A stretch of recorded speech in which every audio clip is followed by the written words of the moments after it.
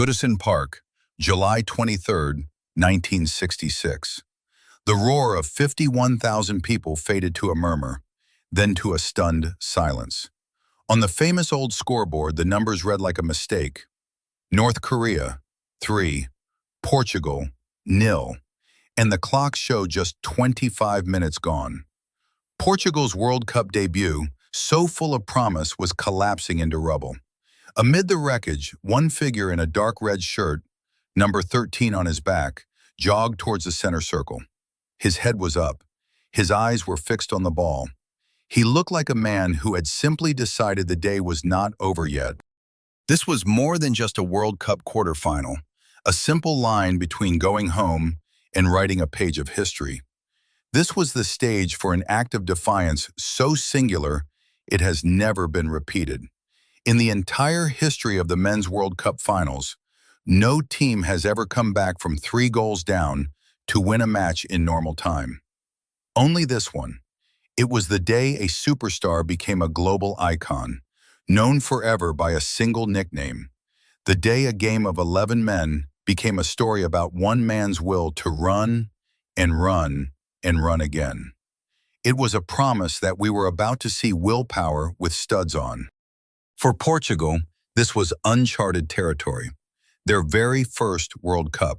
They were the great unknowns, a talented group nicknamed the Magriços, after a legendary band of questing knights. On the bench, the Brazilian manager Otto Gloria watched with a calm, inscrutable stare. On the pitch, the brilliant Mario Coluna, the sacred monster, directed traffic from midfield. But they had found an unlikely home in England. With 3 group games and now this quarterfinal played at Goodison Park, the rhythm of Liverpool had settled in their bones. This ground felt familiar, a stage built for their fluid, attacking stride. And at the tip of their spear was Eusebio da Silva Ferreira. Born in poverty in Lourenço Marques, Mozambique, then a colony of Portugal, he had become a phenomenon at Benfica. He was the reigning Ballon d'Or winner, the undisputed best player in Europe. He possessed a sprinter's explosive pace, a shot like a thunderclap, and the uncanny balance of a panther. He had already scored twice in a European Cup final to dethrone Real Madrid's legends. He arrived in England not as a prospect, but as a king. The legend was forged in Lisbon, but on this afternoon in Liverpool, it would be broadcast to the entire world. Their opponents were the tournament's fairy tale.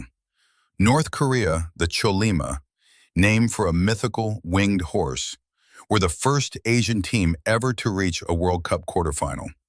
Based in the industrial town of Middlesbrough for the group stage, their humility and tenacity had captured the hearts of the locals. After they produced one of the greatest shocks in history, a 1-0 victory over the mighty Italy, thanks to a goal from Army Corporal Pak Du-ik, the bond was sealed. 3,000 fans from Middlesbrough made the journey across the country to Liverpool. The underdogs in bright red shirts were not alone. They had the support of an adopted English town. Their rise had a plan behind it. It was tactical, not just romantic. They played in a compact block, then morphed into a 5-man press the moment Portugal's defenders looked to build from the back. They swarmed the first pass into midfield, snapping at second balls with ferocious energy. It was brave, simple, and utterly exhausting. It was a strategy designed for shock and awe, built to work until tired legs came calling. For 25 minutes, it worked to perfection. The blitz began almost from the first whistle.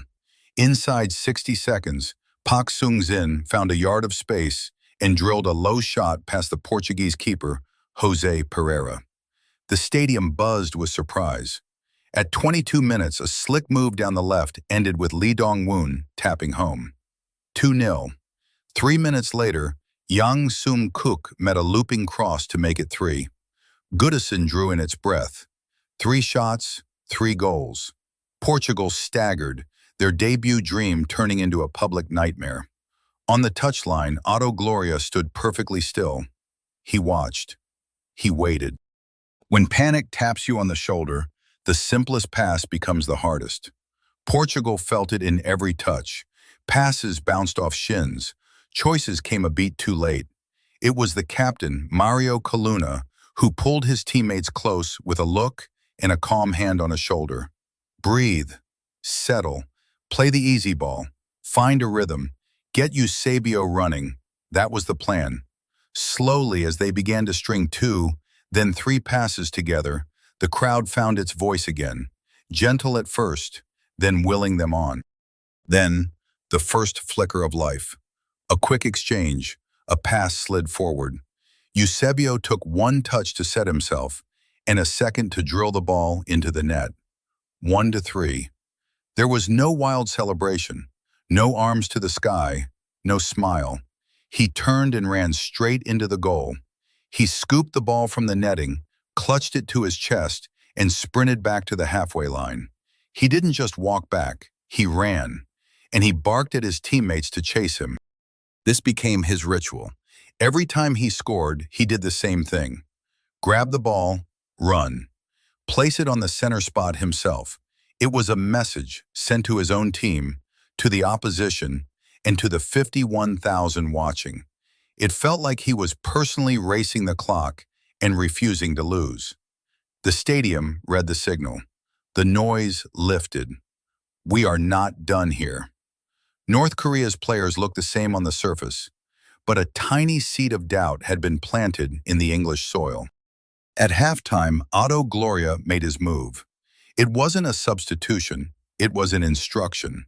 He nudged his captain, Coluna, a few yards higher up the pitch. Portugal stopped trying to build patiently. They started hitting early, raking diagonal passes from deep. Not to feet, but into space. The target was always the same. The inside left channel, that narrow seam between North Korea's right back and their nearest center half.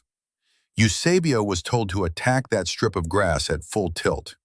The compact red block began to stretch and then to twist. Coluna became the hinge for the whole attack. Positioned a step closer to the front, he could receive the ball, turn, and release that early pass in one fluid motion. Out wide, a winger would make a decoy run, pulling a defender away, and the door in that inside left lane would open, just a fraction. Eusebio didn't need a formal invitation. He went through that sliver of space like water seeking a crack in a dam. Again and again, he ran at the heart of their defense. The second half began with relentless Portuguese pressure. On 56 minutes, another drive into the box. A tangle of legs. The referee's whistle blew and he pointed to the spot. A penalty. Goodison hushed. Eusebio placed the ball himself, took 2 steps back, and stood over it. One stride, one swing of his right foot. He lashed it, hard and low, into the corner. 2-3.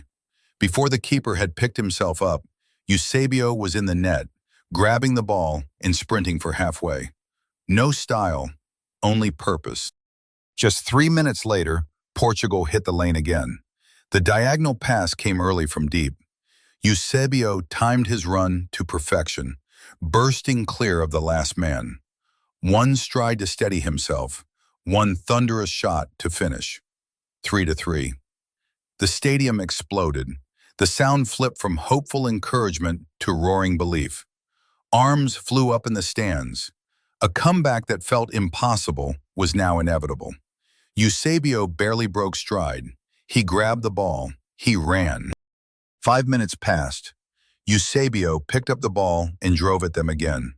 Another surging run into the box. Another desperate challenge. Contact.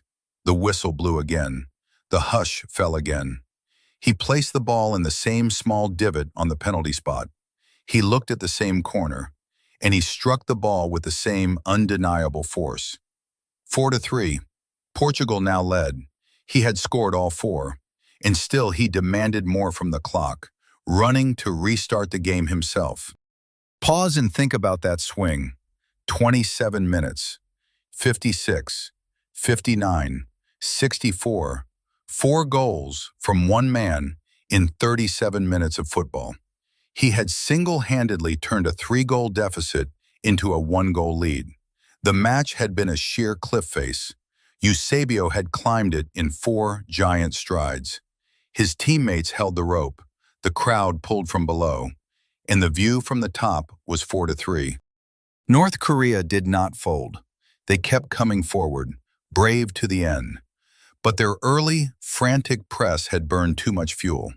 Their legs grew heavy, the compact lines began to fray. At 80 minutes, with the underdogs stretched, Portugal put the game to rest. A cross arced over the crowd at the near post. The winger, Jose Augusto, had ghosted in from the far side, arriving late and unmarked. He rose and steered his header back across the keeper and into the net. 5-3. He landed and let the relief pour through him. The climb was done. The summit was theirs. The last 10 minutes were about breath and control. Portugal cleared their lines. They took the tactical foul. They reset. The final whistle finally came. All around him, teammates embraced. But Eusebio stood for a moment, hands on his hips, chest heaving. The small smile finally broke across his face. He tucked the match ball under his arm, a souvenir of an afternoon's work, and walked towards the tunnel, the undisputed hero of Goodison Park. We still tell this story because it feels like a myth, yet every part of it is true. In a World Cup famous for its caution and its physicality, one game became an epic of pure will. It wasn't just a comeback, it was a rescue mission, led by a man who decided that the laws of momentum, of panic, of time itself, could be bent if you just ran hard enough. He left England with 9 goals, the Golden Boot, and a bronze medal for his country. But he left with something more. The image of the Black Panther scooping the ball from the net, tucking it to his chest, and sprinting back to the center of the world, daring anyone to stop him. That is the essence of a legend. A single, indelible picture of defiance. The night a football match paused to watch one man race the clock and win. If this story reminded you why you fell in love with the game, subscribe to Ink Pitch for more hand-drawn tales. We believe football's greatest stories deserve to be told by the fire. We'll see you there for the next one.